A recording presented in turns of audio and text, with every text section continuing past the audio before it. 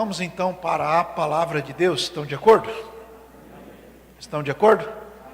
Hoje não deu tempo de imprimir, então vai ser por aqui mesmo.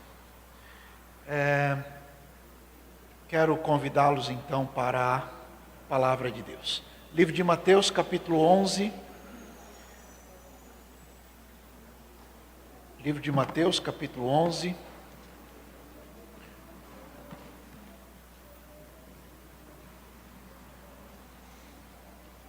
Versos de 1 até 6. Mateus capítulo 11, versos de 1 até 6.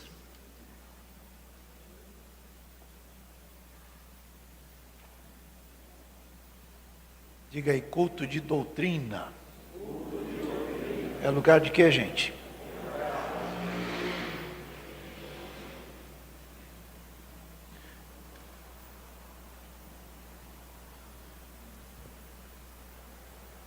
Livro de Mateus, capítulo 11, versos 1 até 6. Diz assim: E aconteceu que, acabando Jesus de dar instruções aos seus 12 discípulos, partiu dali a ensinar e pregar nas cidades deles. E João, ouvindo no cárcere falar dos feitos de Cristo, enviou 2 dos seus discípulos a dizer-lhe: És tu aquele que havia de vir, ou esperamos outro? E Jesus, respondendo, disse-lhes: Ide e anunciai a João as coisas que ouvis e vedes. Os cegos vêm, os coxos andam, os leprosos são limpos, e os surdos ouvem. Os mortos são ressuscitados, e aos pobres é anunciado o Evangelho. E bem-aventurado é aquele que se não escandalizar em mim. Amém? Amém, pessoal? Querem ler? Vamos lá, do verso 1 até o verso 6. 1, 2, 3.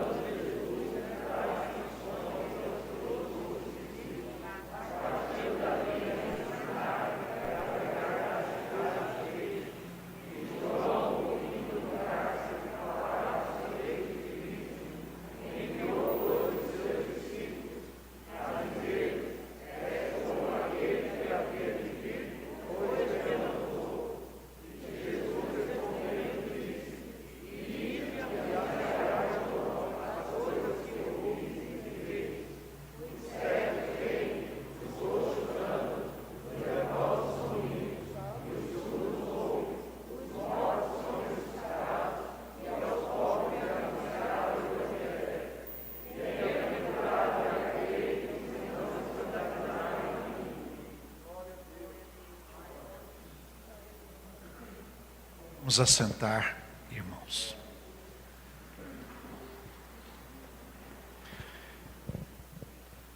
Em 1850, no mês de janeiro, era uma manhã muito fria na Inglaterra. E um diácono da igreja, chamado Robert Iglin, um homem cheio do Espírito Santo,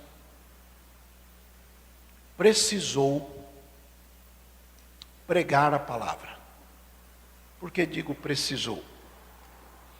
Porque não era comum, especialmente na igreja da qual ele fazia parte,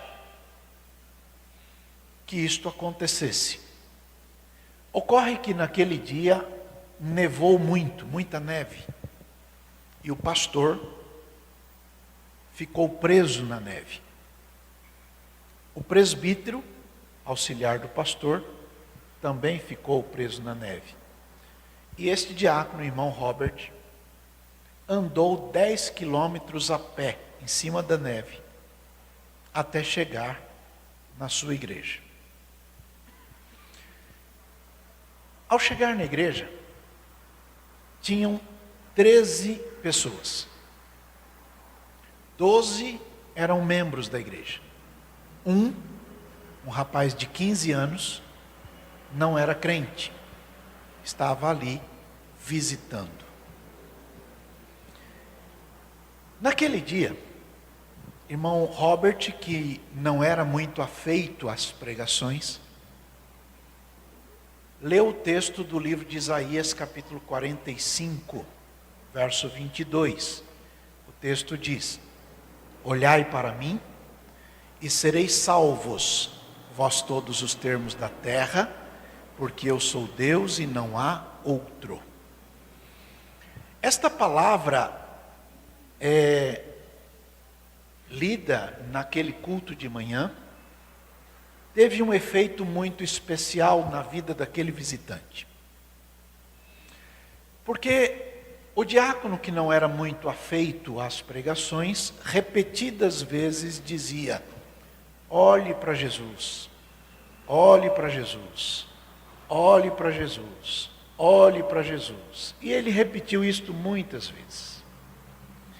A mensagem foi muito simples, sem rodeios, não tinha parte introdutória, nada disso. Não durou mais do que 10 ou 12 minutos. Muitos anos depois, aquele jovem que estava lá naquele culto como visitante, escreveu o seu testemunho. O nome daquele visitante é Charles Haddon Spurgeon, talvez um dos mais conhecidos evangelistas do século XX. Ele, século XIX e XX, eu acho. Ele escreve o seu testemunho dizendo: enquanto aquele rapaz dizia: olhe para Jesus, olhe para Jesus, olhe para Jesus, olhe para Jesus, eu percebi que aquela nuvem que estava sobre mim, que aquele peso que eu carregava no meu coração, se levantou. E aquilo tudo desapareceu. E naquele instante, eu pude ver o sol da justiça. Aquele moço, Robert Eaglin, não fazia ideia, não fazia a mínima ideia do que aconteceria durante a mensagem que ele pregava, sem nenhuma experiência. Ele não sabia como é que o Espírito Santo estava agindo naquela pregação simples que ele fazia. Mas ele pregou. Na reunião de ministério passado, domingo, salvo melhor juízo, na palavra que o Senhor nos enviou de instrução, havia uma frase: quem está cheio do Espírito Santo, prega. Quem está cheio do Espírito Santo, prega. Seja com a vida, seja com o testemunho, seja com o seu jeito de ser, seja com o seu sorriso, com o seu abraço, com o estender de mão, quem está cheio do Espírito Santo, prega. Coisas como estas que aconteceram naquela manhã fria de janeiro de 1850, acontece o tempo todo, mais do que a gente pensa. Há muita gente que conhece Jesus e tem um encontro com Jesus por um gesto de uma pessoa. Aqui na nossa igreja tinha uma irmã espanhola, como era o nome dela? Vou lembrar já já. Ela ficava ali na porta.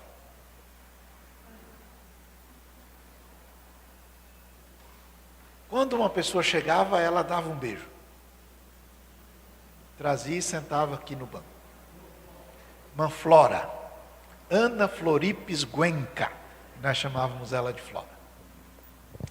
Então, um dia, estava passando na rua uma senhora, chamada Cristina, e a Cristina deu testemunho dela, que estava do outro lado da rua, e alguém deu um tapa nela, e ela veio bater na porta, que era uma porta de vidro. A Flora estava na porta. E a Flora abraçou e deu um beijo nela, trouxe ela sentada aqui. A irmã Cleusa, mãe do Alex, estava dirigindo o culto. E naquele dia pregou. Terminou o culto. A moça foi embora. A Flora de novo deu um sorriso para ela, convidou para voltar. E ela voltou e a Flora beijou ela de novo. Pôs ela sentada aqui. E no outro dia quem estava pregando era o pastor Josué, que hoje dirige lá o Carmo. Bom, o fato é que Jesus salvou aquela mulher. E ela deu testemunho que no dia que estava subindo ali, ela estava com um vidrinho de veneno para matar os filhos e depois se matar. Mas naquele dia ela ganhou um tapa, veio parar na porta da igreja e logo recebeu um abraço. E aquela voz que dizia que ninguém a amava, caiu por terra, porque ali ela ganhou um abraço e a vida dela mudou. Jesus é bom, não? Então coisas como estas acontecem ainda em nossos dias e nós não sabemos avaliar onde é que chegam os nossos gestos. Um sorriso, um abraço, um aperto de mão, uma gentileza, uma palavra, o solfejar de um hino, o preparar um assento, o oferecer um copo d'água, o abrir, o compartilhar das Escrituras, oferecer o inário, ou coisas parecidas, a gente não faz ideia de quanto isto pode mudar a vida de alguém. Muitas pessoas se angustiam, se entristecem, porque não percebem que estão sendo vistos. E porque não se sabem vistos, se angustiam porque dizem, ninguém me vê, ninguém conhece o meu trabalho. E assim, eles não conseguem alcançar, saberem, o desdobro do seu trabalho. João Batista, que é de quem fala o texto que lemos hoje, pertencia à antiga forma religiosa de Israel, o judaísmo. Ele retinha dentro dele as características, o pensamento, a mentalidade judaica. No livro de Atos, acho que capítulo 19, os primeiros 5, 6, 7 versículos, nós percebemos que nem todas as pessoas que eram discípulos de João Batista, nem todos se converteram diretamente a Cristo. Nós sabemos que 2 discípulos de João, quando viram Jesus passando, deixaram João e foram seguir Jesus, e João os apoiou. Mas lá no livro de Atos, capítulo 19, a gente percebe que nem todo mundo, acho que não tenho certeza do número, mas parece que lá tinham 12 pessoas que continuavam ainda no sistema do João, apesar de Cristo já ter vindo, do Senhor já ter sido batizado, etc. Eu queria que você voltasse ao texto do capítulo 11 do livro de Mateus, só que agora a partir do verso 7. Diz assim: quando eles partiram, Jesus começou a dizer às turbas a respeito de João. Para por aí. Bom, quando você começa a ler o capítulo 11, você percebe que Jesus tinha acabado de dar instruções aos seus obreiros, os 12. A instrução de Jesus consiste numa pauta de 7 coisas. Primeiro é o chamado, o segundo é a missão, terceiro é prudência no meio da perseguição, quarto é perseverança quando aparecem as inimizades, quinta é a coragem, pela certeza de que tudo um dia virá à tona, né? Vão se aclarear as coisas. A sexta é ter foco sem reservas na sua entrega ao Senhor. E a sétima é a certeza da esperança de que a recompensa vem de Deus. São estas as 7 coisas que estão no capítulo 10. Jesus acabou de falar estas instruções. Vem então os discípulos de João. Por quê? Porque o João está preso. O João, como vocês todos sabem, foi preso e perdeu o pescoço, não é? Mas o João que está preso manda irem até Jesus com uma pergunta. E é disto que nós lemos agora há pouco. Agora veja o verso 8. Quando estas pessoas foram embora, aí é que Jesus vai falar a respeito de João. E é nisso que eu gostaria que os irmãos parassem para pensar comigo. Diga aí, culto de doutrina é lugar de quê, gente? Não há clareza de detalhes como que a antiga religião de Israel, o judaísmo, estaria de alguma forma relacionada ao Novo Testamento. Também não há clareza de como o trabalho de Jesus seria um sequencial a partir do trabalho de João. Porque você lê lá no livro de Isaías, capítulo 40, vai lá, Isaías 40, de 1 até 3, é a mensagem que o Isaías pregou: consolai, consolai o meu povo, diz o vosso Deus. Falai benignamente a Jerusalém, bradai-lhe que já a sua servidão é acabada, que a sua iniquidade está expiada e que já recebeu o dobro da mão do Senhor por todos os seus pecados. Vós, olha a mensagem do João, vós do que clama no deserto, preparai o caminho do Senhor, endireitai no ermo a vereda ao nosso Deus. Esta foi a mensagem do João. Então, observe o seguinte, esta mesma mensagem foi repetida, salvo melhor, no livro de Malaquias. Vai lá, Malaquias capítulo 3, logo no início, acho que é verso 1. Malaquias 3, 1. É isso mesmo. Eis que eu vos envio o meu anjo, que preparará o caminho diante de mim, e de repente virá ao seu templo o Senhor, a quem vós buscais, o anjo do concerto, a quem vós desejais. Eis que vem, diz o Senhor dos exércitos. Mas quem suportará o dia da sua vinda, e quem subsistirá quando ele aparecer? Porque ele será como fogo de ourives, como o sabão dos lavandeiros, e ele vai por aí afora descrevendo como que seria. Então veja, no texto de hoje, no verso 13 do mesmo capítulo 11, a gente vai perceber que todos os profetas e a lei vieram até João. Então João é um divisor de águas. Uma coisa até João, depois de João é outra coisa. É o que está no verso 13. Agora, a mensagem do João é uma mensagem que assinala, que marca, que pontua essa divisão entre o Antigo e o Novo Testamento. E isto pela chegada de Jesus. Porque na chegada de Jesus vem o reino de Deus. O reino de Deus só vem com Jesus. E isto aponta para aquilo que a gente chamaria de era da igreja, né? Então os judeus, todos os judeus aguardavam Jesus, ou aguardavam o Messias, né? Que eles não sabiam ser Jesus. E na percepção deles, Jesus, ou o Messias, quando viesse, ia colocar fim ao domínio de Roma, do império, né? E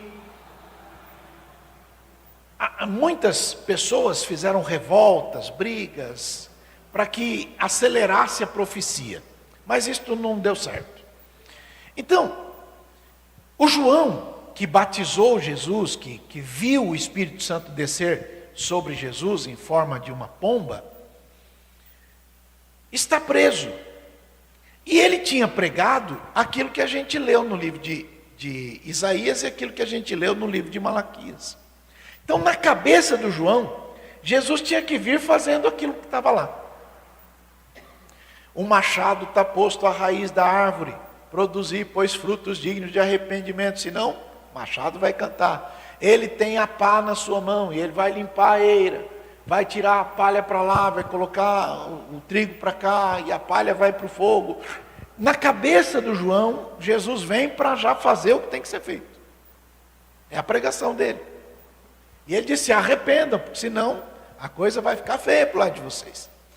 Então, o João que viu isso tudo, acabou na cadeia. E por que ele foi para a cadeia? Porque ele pregou contra um pecado, e o pecado estava numa esfera muito alta. E isso trouxe problema para ele. Ele foi parar na cadeia. Mas lá na cadeia, ele escuta que Jesus está trabalhando na Galileia. Tem um punhado de gente que está sendo beneficiado pela presença de Jesus. Pessoas são curadas, pessoas são libertas, pessoas são transformadas, e as coisas vão acontecendo. E ele sabe disso. Então, o que ele faz? Manda 2 discípulos, 2 obreiros dele, perguntarem para Jesus: é o Senhor? Ou a gente espera outro? Está aí no verso 3. É o Senhor ou a gente espera outro? Bom, é provável que João estivesse um pouco surpreso com a demora de Jesus de se declarar o Messias. Porque lembrem que Jesus não saiu dizendo: eu sou o Messias. Ele foi com calma. E o João imaginava que Jesus já devia assumir a posição do grande juiz que tem a pá na mão, ou que tem um machado na mão, não é? Porém, parece que Jesus era muito paciente. Olha para alguém aí e diga: tem gente que não gosta da paciência de Jesus. Que se incomoda com a paciência de... Porque a paciência de Jesus parece que incomoda, né? Então, Jesus era muito paciente, era humilde. E ele buscava de alguma forma a empatia com as pessoas, para que ele pudesse comunicar a mensagem do Evangelho. Então, ao invés dele sair já com o machado na mão, na raiz da árvore, ao invés dele já sair com a pá ou com o fogo que vai queimar tudo, Jesus vai com calma. Jesus tem misericórdia da turma, multiplica pão, né? Mas os judeus, e o João também, esperavam que o Messias viesse para botar fim no Império de Roma. E não foi isso que aconteceu. E Jesus então está ali agora presente, com paciência, com humildade, e isto incomoda. Porque tem gente que acha que a paciência de Jesus atrapalha. Mas veja, Jesus, quando fala do seu reino, ele dá um mapa de como ele quer as coisas. Dá uma olhada no livro de João, capítulo 18, verso 36. João 18, 36, Jesus disse assim: o meu reino não é deste mundo. Se o meu reino fosse deste mundo, os meus servos iam lutar por mim, para que eu não fosse entregue aos judeus. Mas o meu reino não é daqui. Veja o verso 37. O Pilatos pergunta: então você é rei? Jesus responde: você que está dizendo. Mas foi para isso que eu nasci. E para isso eu vim ao mundo, a fim de dar testemunho da verdade. Todo aquele que é da verdade ouve a minha voz. O próximo verso é o Pilatos perguntando: o que é a verdade? Então veja, há muita gente que imagina o reino de Deus como um bando de gente briguento, barraqueiro. Não, o reino de Deus não é isso. Sai gritando, não é isso. O reino de Deus não é isso. Em outra ocasião, Jesus falou das características do reino. Vai lá no livro de Lucas, capítulo 17, verso 20. Lucas 17, 20. Olha como está posto. Jesus foi interrogado pelos fariseus, né? Sobre quando havia de vir o reino de Deus. E aí Jesus responde: o reino de Deus não vem com aparência exterior. O reino de Deus não vem com aparência exterior. Veja o verso 21. Nem dirão, olha ele ali, olha ele lá, porque o reino de Deus está entre vocês. Em outra versão diz, o reino de Deus está em vocês. Então veja, quando Paulo vai tratar deste assunto, Romanos 14, 17, veja lá. Romanos 14, 17. O reino de Deus não é nem comida, nem bebida. O que é o reino de Deus? Justiça, paz e alegria no Espírito Santo. Então o reino de Deus não é comida ou bebida. O reino de Deus é justiça, paz e alegria no Espírito Santo. Então veja o verso 18. Quem nisto serve a Cristo? Nisto o quê? O que é o reino de Deus? Justiça, paz e alegria. Quem nestas coisas, justiça, paz e alegria, serve a Deus, é agradável a Deus e é aceito pelas pessoas. Entenderam bem, sim ou não? Sim ou não? Então veja. O fato, meus irmãos, é que João Batista está preso. E na sua prisão, seu momento de prova, ele necessitou, ele precisou da intervenção de Deus para animá-lo, para confortá-lo, porque na hora da nossa luta, na hora da nossa dificuldade, na hora da nossa dor, a gente precisa de ouvir alguém, ouvir Deus, senão a gente não dá conta. Então, o João tinha necessidade de revelar para os discípulos dele, João, quem era Jesus, porque se o ministério dele estava finalizando, o de Jesus estava começando. E Jesus disse assim uma vez: eu vos escolhi, vos nomeei para que vades e deis fruto, e o vosso fruto, a fim de que tudo quanto pedirdes ao Pai em meu nome, Ele vô-lo conceda. Então, o fruto precisa ser permanente. Então, quando uma pessoa sai e o fruto sai com ele, significa que aquele fruto não é permanente. Na cabeça do João, aquelas pessoas que ele evangelizou deveriam ficar com Cristo, porque se ele terminou o ministério dele, Cristo está começando, todo mundo passaria para lá. Como eu disse lá no capítulo 19 de Atos, haviam 12 pessoas que não passaram, que tinham permanecido ainda naquela antiga forma, até que Paulo chegou na cidade e perguntou: vocês receberam o Espírito Santo quando creram? E eles disseram: mas nunca soubemos sobre esse negócio. E Paulo perguntou: e o batismo? Não, nós somos batizados no batismo de João. Mas aí o Paulo orou por eles, conversou com eles, desceu o Espírito Santo e Paulo batizou eles. Não é assim que está escrito? Então veja, o fruto deve permanecer. O fruto deve permanecer. Então, o João envia as pessoas para que eles conversem com Jesus, para saberem qual é a razão de Jesus já estar ali e se eles deveriam esperar outro, ou o que estava acontecendo. Então, de posse dessas informações, é que eu gostaria de convidar vocês a pensar mais um pouquinho. Lembram da historinha que eu comecei falando do pregador, diácono, que pregou 10 minutos, uma pessoa, um jovem de 15 anos se entregou a Cristo, se tornou um grande evangelista, o Charles Spurgeon?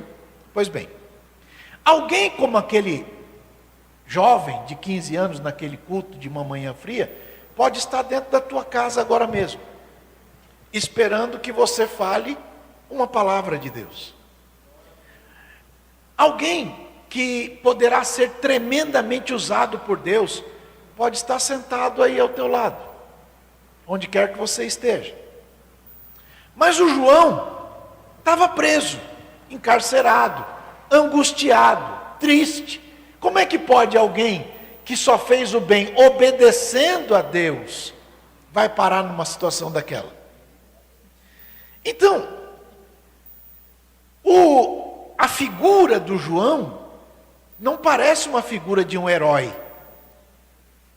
Na verdade, a figura de herói é aquele que vence o tempo todo e no final o mocinho ganha. Não é assim? Não parece que o João é alguém importante, mas ele é muito importante. Aliás, Jesus deu um testemunho dele, que nós já vamos ler daqui a pouco. Não parece que o João é um homem brilhante, mas ele é brilhante.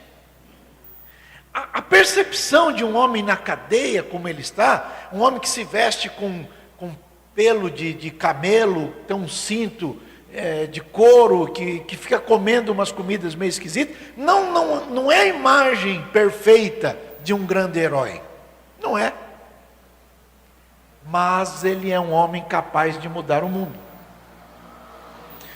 Então, o início da grande virada da história humana foi com João. Aquele homem estava no deserto. Quando você lê a Bíblia, é muito engraçado, porque desde que foi instituído o sacerdócio, Deus instituiu um negócio que Deus chamou de sumo sacerdócio. Era um elemento só. Nunca pode ter dois, só um. Ele é eleito entre os sacerdotes. Para ser sacerdote, precisava ser de uma tribo, a tribo de Levi. E para ser sumo sacerdote, além de ser da tribo de Levi, tinha que ser da casa de Arão. Então, na casa de Arão, entre os da casa de Arão, se elegia de tempo em tempo o sumo sacerdote. Só podia ter um a cada vez. Mas no tempo de João, tinham dois. Um chamava Anás, outro chamava Caifás. Um era sogro do outro. E virou meio que nepotismo evangélico. Só que o texto vai dizer que enquanto estavam Anás e Caifás no templo, a palavra de Deus estava com João Batista no deserto. Entenderam bem isso? Então, o título está num lugar, mas a palavra estava lá no deserto, com João. E aí a turma ia ouvir João, de toda a Judéia, de toda a cercania do Jordão, e era multidão que vinha para ouvir o João. Por quê? Porque a palavra de Deus estava com João, no deserto. Agora veja, a mensagem que o João começou a pregar, teve uma sequência na mensagem de Jesus, porque a mensagem do João era, se arrependam. Aí Jesus começa a pregação, e qual foi a primeira frase da pregação? Se arrependam. Não é? É a sequência. Então, a mensagem que ele pregou abriu um caminho para mudar a história. Como lemos lá no livro de Isaías, Deus preparou alguém para ser o precursor da chegada do Messias. E este homem foi João Batista. Agora veja, quantas culturas foram mudadas a partir disto? Quantos bilhões de joelhos se dobraram diante do Senhor? Por causa de um homem simples, que vivia no deserto, comendo uma comida esquisita, não tinha púlpito, não tinha catedral, não tinha nada. Ele tinha o Espírito Santo. E quem tem o Espírito Santo precisa de mais o quê? Entenderam bem, sim ou não? Agora veja. Acontece que o João não sabe do que vai acontecer depois dele. E nem aquele pregador jovem, diácono, sabia o que iria acontecer a partir daquela sua pregação. E nem você sabe o que vai acontecer depois. Vou dar um mapa para vocês. Um dia, o Jacó furou um poço, numa terra dele lá. Furou um poço, deixou o poço lá, e o poço foi próspero. Aí, teve um problema com o filho do Jacó. Os outros irmãos arrumaram uma confusão, venderam o menino. O menino acabou indo para o Egito. Passou o tempo, muita luta lá e tal. O Jacó, na hora de fazer a divisão da bênção, deu 2 porções para o José. Quando você lê na Bíblia, tem as 12 tribos, não tem? Só que, quando você lê a Bíblia, você não encontra a tribo de Levi, mas encontra a tribo de Manassés e de Efraim. Quem são Manassés e Efraim? Os 2 filhos de José. Então, para o José foram 2. Cada um teve uma, bem, para o José teve 2. Entenderam bem, sim ou não? Sim ou não? Ok. O Jacó deu aquela terra para o José. E na terra tinha o poço. Passa 1 ano, 10 anos, 20 anos, 100 anos, 1000 anos, 2000 anos, 3. Um dia, Jesus para naquele mesmo poço que o Jacó fez. E vai encontrar com uma senhora samaritana, no poço que o Jacó furou. E lá ele salvou aquela mulher, e através daquela mulher salvou toda Samaria. Olha o que eu estou querendo dizer para você. Quando você faz alguma coisa, você não faz ideia do quanto Deus pode usar aquilo lá no futuro, na sua obra. Alguém diz, mas fazer um poço no deserto sem ferramenta adequada, um sol. Então, ninguém sabe do esforço do Jacó, mas Deus marcou um encontro naquele poço que o Jacó fez, muitos anos depois, com aquela mulher samaritana. Lembra que a mulher falou para Jesus, o senhor é maior do que o Jacó que deu esse poço aqui para a gente? Quanto tempo Jacó viveu antes? Então aquilo que você faz hoje, pode ser o que Deus vai usar para salvar alguém no futuro. Então nunca desista de fazer o que tem que ser feito. Entenderam bem, sim ou não? Está claro aí, gente? Agora veja, o João não sabe o que vai acontecer a partir do trabalho dele. Como você não sabe, como eu não sei, como ninguém sabe. O João não tinha a menor ideia de saber onde é que iria o seu trabalho. Como você não sabe, nem eu.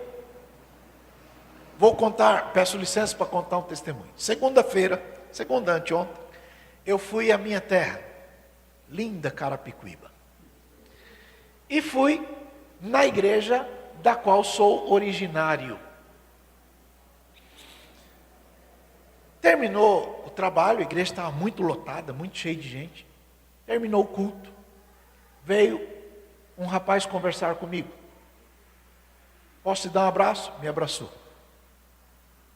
Contou a história dele.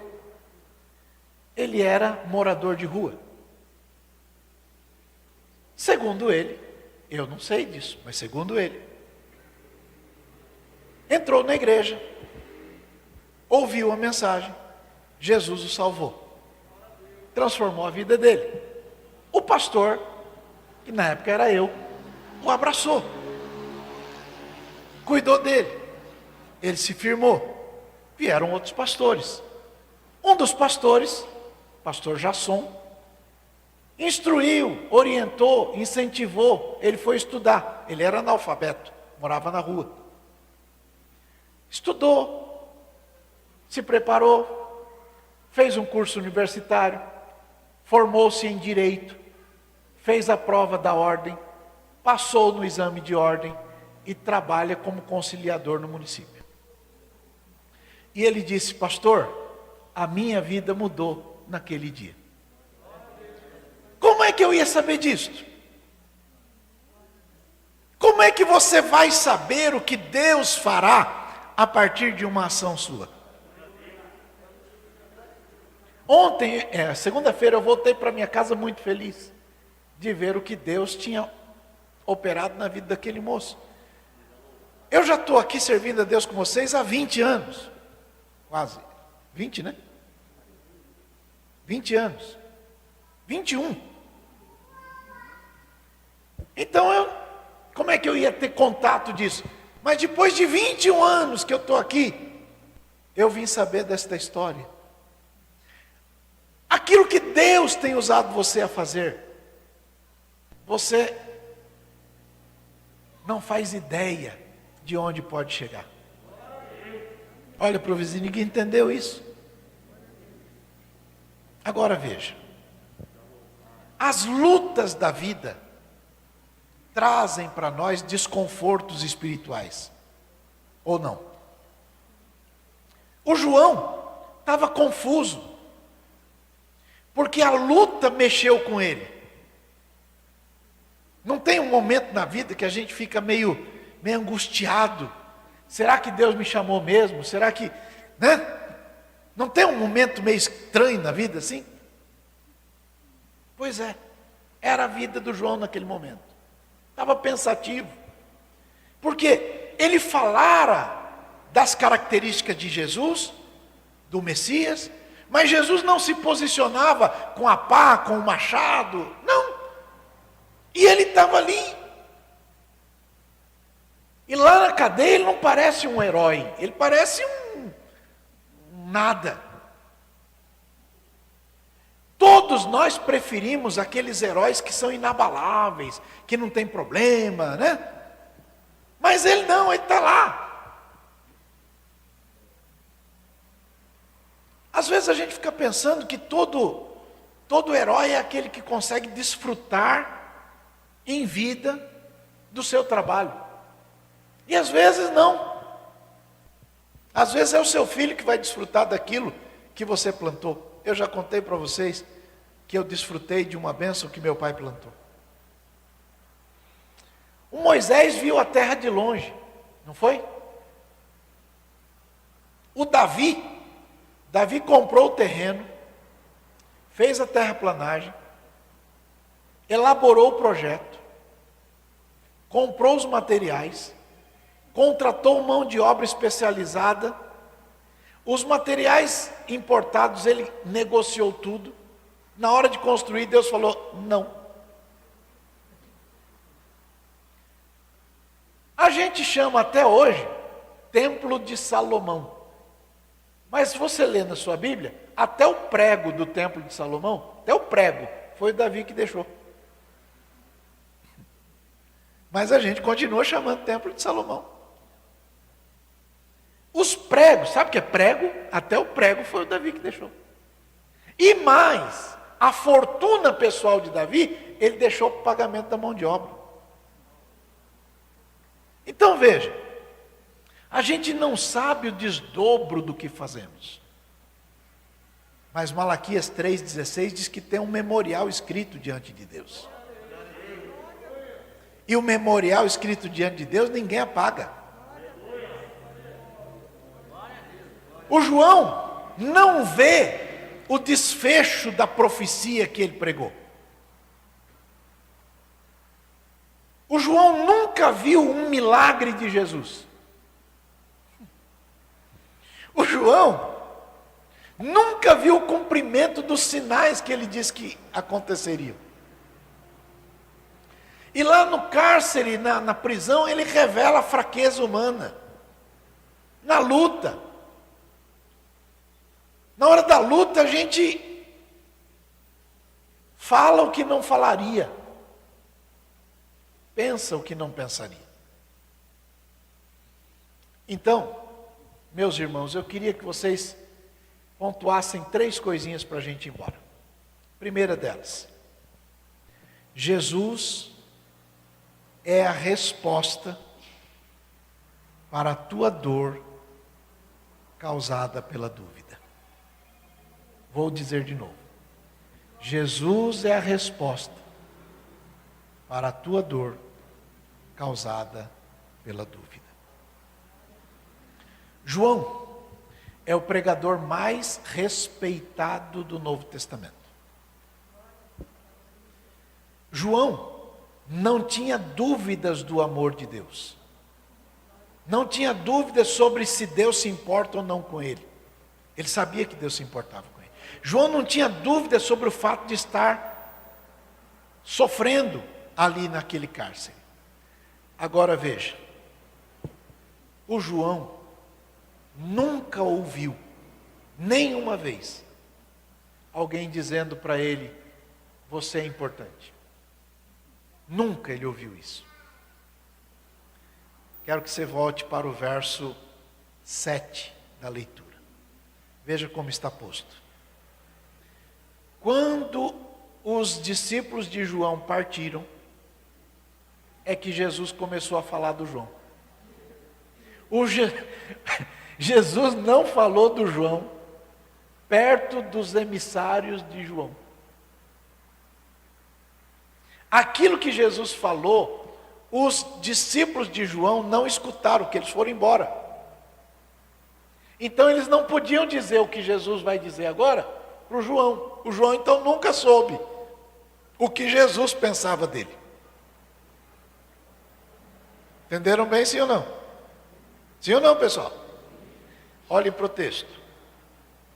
Jesus diz assim: que vocês foram ver? Uma cana, um caniço, né? Agitado pelo vento? Que vocês foram ver? Um homem ricamente vestido? Olha o que Jesus diz: os que se trajam ricamente estão nas casas dos reis. Mas então, o que vocês foram ver? Um profeta? Sim. Vos digo eu, olha o que Jesus pensa do João: muito mais do que um profeta. Isso é o que Jesus pensa dele. Porque é este de quem está escrito. Lembra que lemos lá em Isaías 40, em Malaquias 3? É este de quem está escrito: eis que diante da tua face envio o meu anjo, que preparará diante de ti o teu caminho. Na cabeça de Jesus, o João é um anjo. Não anjo no sentido como vocês pensam lá, mas uma pessoa muito, muito, muito especial. Veja o verso 11. Em verdade vos digo, que das pessoas que já nasceram nesse planeta aqui, nenhum é maior do que o João. Isso é o que Jesus pensa dele. Mas ele nunca ouviu Jesus falar isso para ele. Entenderam bem? Há muita gente que tem um dom de mimimi. Sabe o que é dom de mimimi? Ninguém me elogia, ninguém fala do meu trabalho, ninguém reconhece o que eu faço, ninguém. O João nunca ouviu ninguém, mas o que Jesus pensa dele está registrado. Entenderam bem, sim ou não? Agora vamos continuar lendo a partir daí. Então, quando Jesus recebe os obreiros do João Batista, Jesus mostrou as coisas que estão acontecendo, como você leu aí nos versos 5 e 6. Agora, quando eles vão embora, é que Jesus vai falar isso que acabamos de ler. Então, Jesus está mostrando que as coisas acontecem no lugar que ele, Jesus, está. Jesus nunca ouviu o João reclamar da vida. Jesus nunca ouviu João murmurar da sua situação. Jesus nunca ouviu o João lamentar do seu estado. Nunca. Mas o João estava com um problema, uma luta interior muito grande. O João estava mal, estava preso. E injustamente preso. Isso não se parece com aquilo que nós mesmos pensamos um pouco? Olha o que João disse: Senhor, é o Senhor mesmo. Por quê? Porque a situação estava grave. E na hora da situação grave, na hora da situação complicada, Alguns de nós perguntamos: Senhor, o Senhor está aí? Senhor, não estou conseguindo entender o que está acontecendo comigo, eu sou teu servo. Por que que isso está acontecendo? É o Senhor que está aí.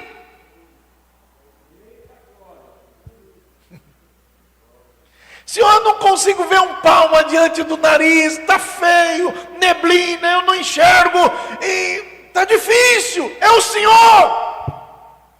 É aquilo que está no coração do João.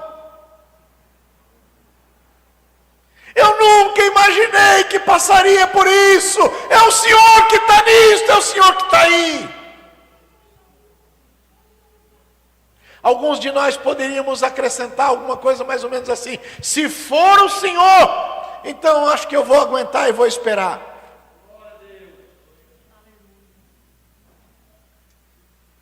Então, Jesus é a resposta para a dor causada pela tua dúvida. Então chegamos à segunda coisa para pensar. A dor que você sente não invalida o que Deus pensa de você. Diga isso para alguém perto. A dor que você sente não invalida o que Deus pensa de você.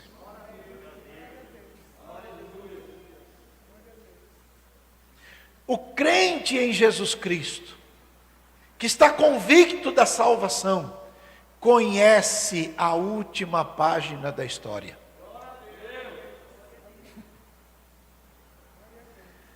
Os meninos cantaram agora há pouco: não cedas, agora, confia, a história não vai terminar assim.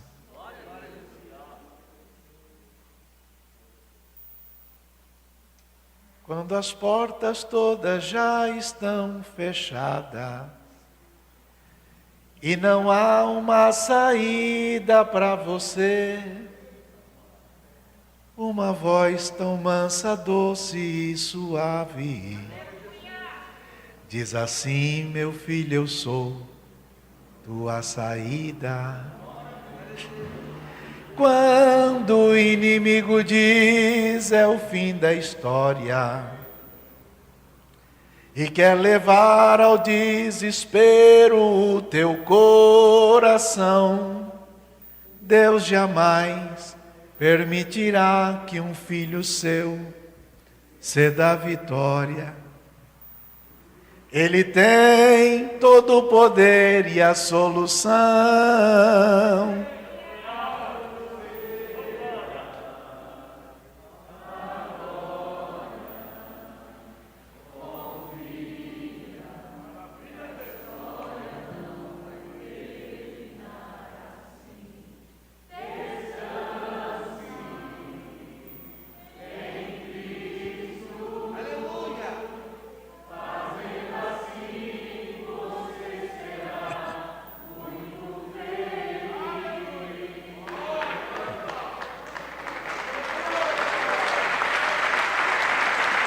Deus está cuidando de você.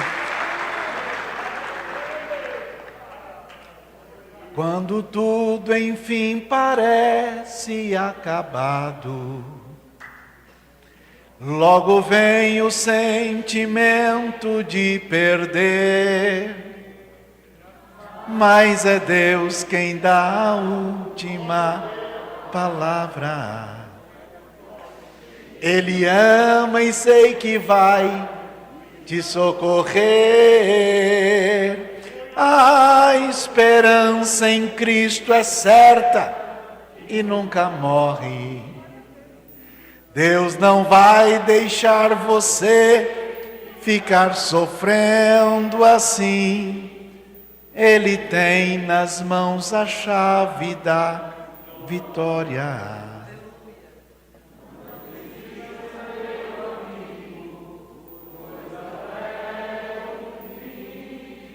Não cedas.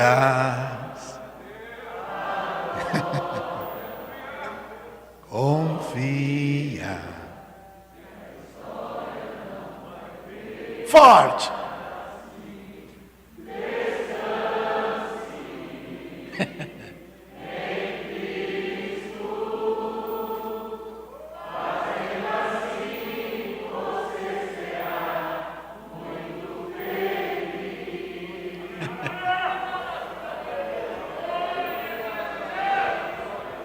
Então veja, a dor que você sente não vai invalidar o que Deus pensa de você. O fato de nós não enxergarmos as estrelas como a gente enxergava quando era criança, na minha terra, a gente olhava e via muita estrela, hoje a gente já não vê tanto. Por conta da poluição, não é? Quando você sai de São Paulo para um lugar mais distante, a multidão de estrelas é muito legal. Quando você vai lá para o Polo Norte e olha para cima, parece uma cortina. Mas o fato de você não enxergá-las, não quer dizer que elas não estão lá. Elas estão no mesmo lugar. Então, as coisas que você não consegue ver, você tem que esperar, porque aquilo que a gente vê não é esperança. Então, durante a dor, as coisas ficam meio ofuscadas, a gente não enxerga direito, tudo parece fora do lugar, tudo parece que foi escondido da gente. Mas acredite em nome de Jesus, nem a tua dor, nem as tuas perdas, nem mesmo as tuas dúvidas vão invalidar o que Deus pensa a teu respeito. Uma vez, Jesus está num deserto, e o encardido vai tentar Jesus. E na hora de tentar Jesus, ele começa assim: se você está com fome, e se você é filho de Deus não passa isso. Por que você não manda essa pedra virar pão? A história ali não era o estômago, é a identidade.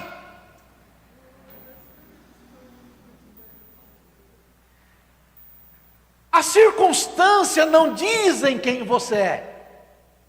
Ou a circunstância não diz quem você é. O teu momento não diz quem você é. Você é o que Deus diz que você é. Pega a Bíblia aí. Tem coragem? Essa que eu aprendi do irmão Klaus. Levanta a Bíblia aí. Diga: essa aqui é a minha Bíblia. Eu sou o que ela diz que eu sou. Eu tenho o que ela diz que eu tenho. Eu posso o que ela diz que eu posso. É isso. Aí é que está. Às vezes a gente acaba acreditando que a circunstância é que determina qual a nossa identidade. Mas se nós observarmos aquilo que Deus pensa de nós,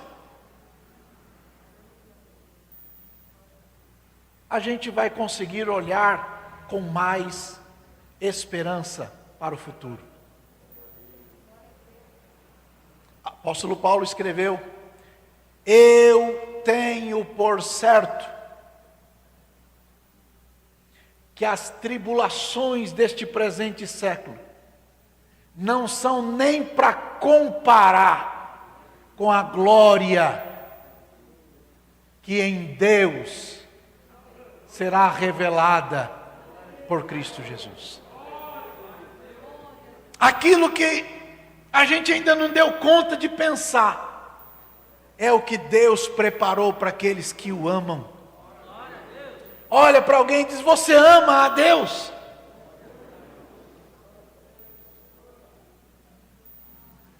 A Bíblia diz assim: todas as coisas contribuem juntamente para o bem daquele que ama a Deus, daquele que foi chamado por seu decreto. Faz assim, ó. Na vida precisamos ter duas certezas. Duas. Certeza número 1, que eu amo a Deus acima de tudo. Segunda certeza, que Deus me chamou. Se eu tiver certeza que eu amo a Deus e que Ele me chamou, então eu também tenho certeza que tudo que acontece é para o meu bem. De alguma forma, de algum modo, por algum meio que eu não sei, mas Ele sabe, Ele vai mudar as coisas para que no fim dê tudo certo. Lembra da conversa do José com os irmãos dele lá no Egito? Conversa interessante. Os irmãos estão pensando, agora ele é poderoso, vai vingar.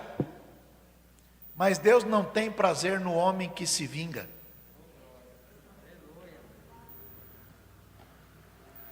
Deus não tem prazer no homem que se vinga.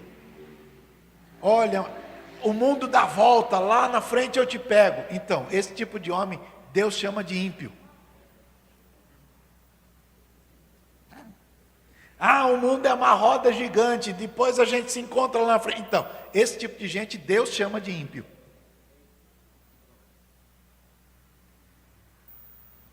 Lembra da conversa então? A turma está com medo do José, porque o José agora pode acabar com eles. Aí o José diz assim: fiquem tristes não. Olha o que aconteceu. Deus me mandou na frente de vocês para cuidar de vocês e da descendência de vocês. Vê se não é assim que está escrito. Vai lá no livro de Gênesis.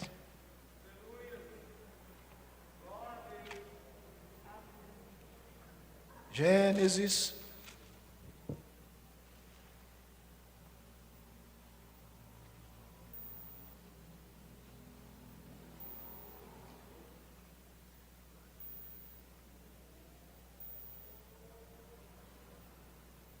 Capítulo número, me ajuda aí, vocês são bons de Bíblia.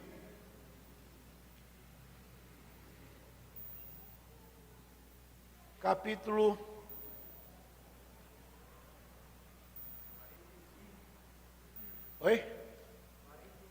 45? Vamos lá.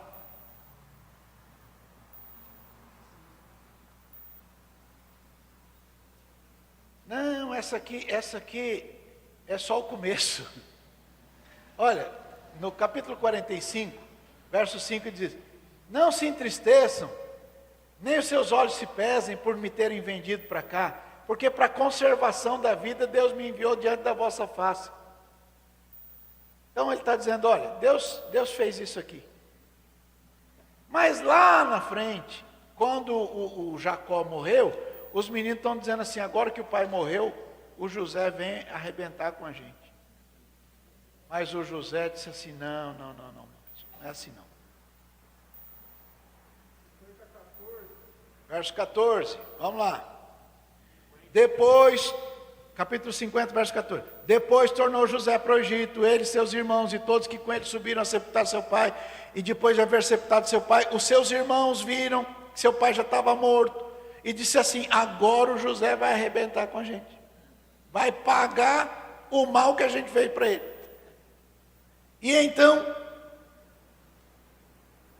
enviaram a José lá um recadinho, conversaram lá o que podiam.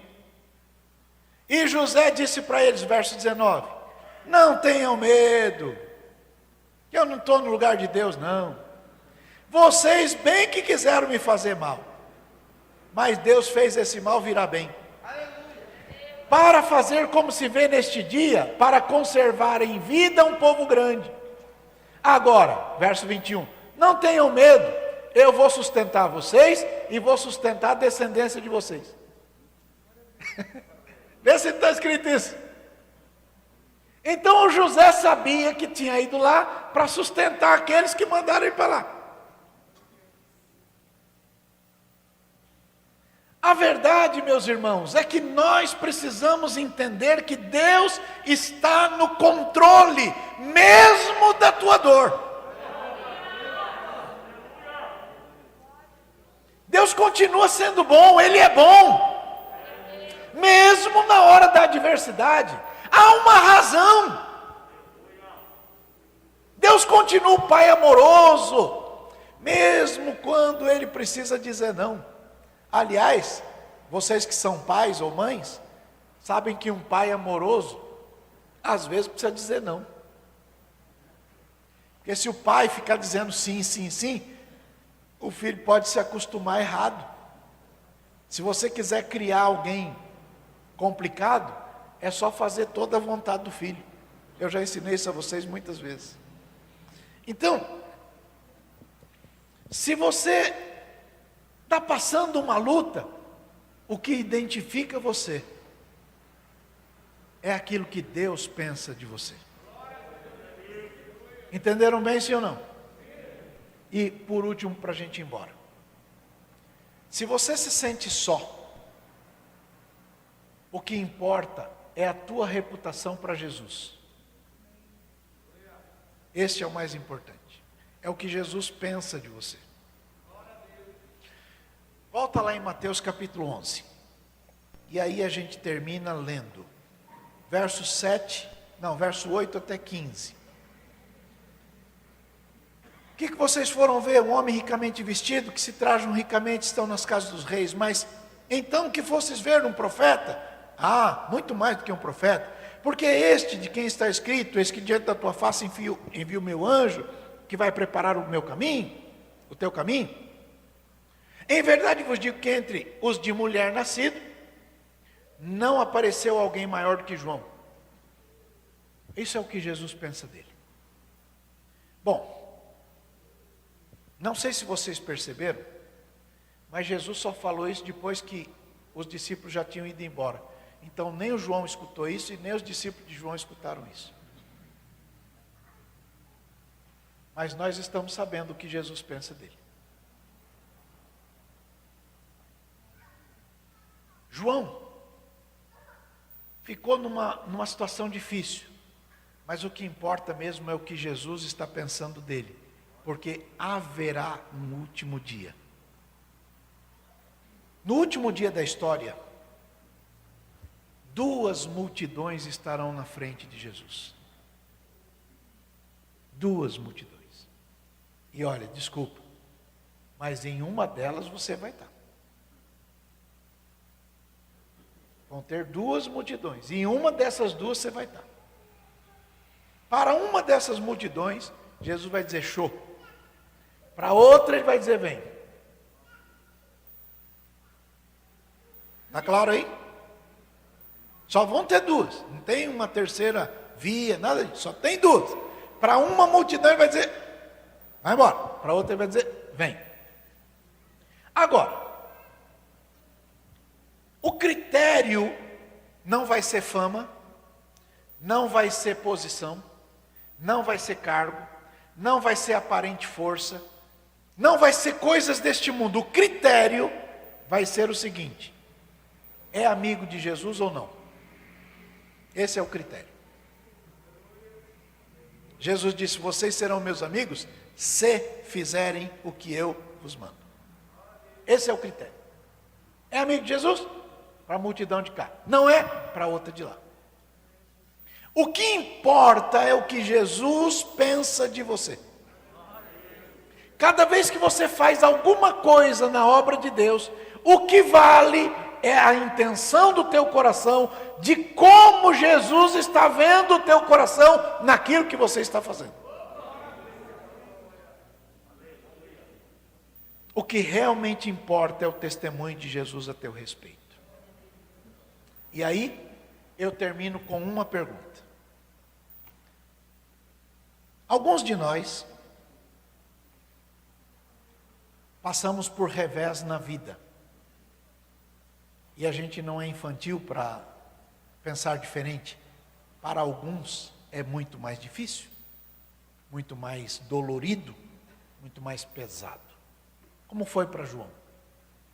Mas aquilo que Jesus pensava de João é o que vale para a eternidade. Aquilo que Deus pensa de você é o que vale para a eternidade. E aí fica no ar a pergunta: em qual das multidões você estará? Para uma delas, não tem o que fazer. Para outra, vamos morar na casa do Senhor e estar para sempre com Ele. Amém? É a palavra de Deus em nome de Jesus.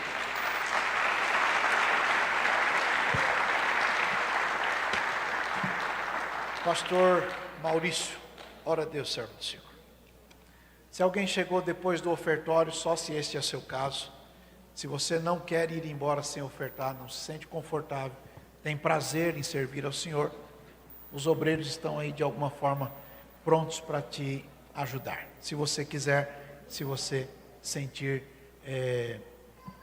sentir bem fazendo isto. Vamos agradecer ao Senhor, orando juntos com o pastor Maurício Machado. Glória a Deus. Paz do Senhor, irmãos. Bom demais estar aqui, né? Oremos ao Senhor. Senhor Deus e Pai, nós te somos gratos e te adoramos, Senhor, por tua palavra, pela possibilidade, ó Deus, de poder nesta noite ouvir a tua voz neste santo lugar. Ó Senhor da glória, certamente a tua palavra encontrou guarida em nosso coração, Senhor, em momentos difíceis e complicados que nós estamos vivendo, mas felizes, Senhor, pelo teu cuidado, pelo teu amparo, ó Deus, e pela tua atenção para conosco. Obrigado, Senhor da glória, pela tua palavra, que é maravilhosa, que é poderosa, que é transformadora, que de fato fala quem somos, o que podemos, aonde podemos chegar, Senhor. Nós te bendizemos, Senhor, pelo teu cuidado em todos os sentidos da nossa vida. Agradecemos ao Senhor também pela vida dos nossos irmãos que estão assistindo essa transmissão, pedindo ao Senhor que os alcance com cura, com transformação, com libertação, ó Deus amado, abrindo porta e dando vitória, que possamos ser, Senhor, alcançados de fato por tua palavra e possamos ser movidos por ela, ó Deus amado, para um amanhã melhor e feliz. Esse é o nosso pedido nesta noite, em gratidão ao Senhor, em nome de Jesus. A igreja do Senhor diga amém, e as palmas com entusiasmo louvam ao Senhor. Glória a Deus, glória a Deus, glória a Deus. Deus abençoe, meus irmãos, que alegria. Vamos embora? Bora? Sábado, Santa Ceia. Ou querem ficar aqui para a vigília? Vamos embora? Sábado, lembrou bem agora o pastor Maurício, sábado, celebração da ceia do Senhor e batismo. Sábado, então, temos batismo, celebração da ceia do Senhor. Será o 8º batismo do ano já, né? É isso aí. O pessoal lá da DSM do Conquista 2, trouxe pães para ajudarem os irmãos lá. Chama Cuca. Quando a gente era criança tinha um desenho que tinha Cuca, não tinha? Da Emília lá, não tinha Cuca? Eles fizeram a Cuca. Tem pão caseiro e Cuca, com banana e canela, doce de leite, sei lá. Vai ser muito bom. Isso é muito bom, gente. Então, vai estar onde? Ali? Então, naquela saída lá da Mateu Bay, os irmãos, tem muita gente que vai direto para lá. Vocês têm que achar um jeito de arrumar um caminho deles aí. E tem uma outra turma que sai para cá também. Bom, então o pessoal do Conquista está aí com pães, que Deus abençoe vocês. Amém, pessoal? Que o amor de Deus, nosso Pai, que a bendita graça de nosso Senhor e Salvador Jesus Cristo, que a comunhão e as santas e doces consolações do Espírito Santo, seja com todos vocês hoje e sempre. Amém. Vão abençoados, meus irmãos, em nome e para a glória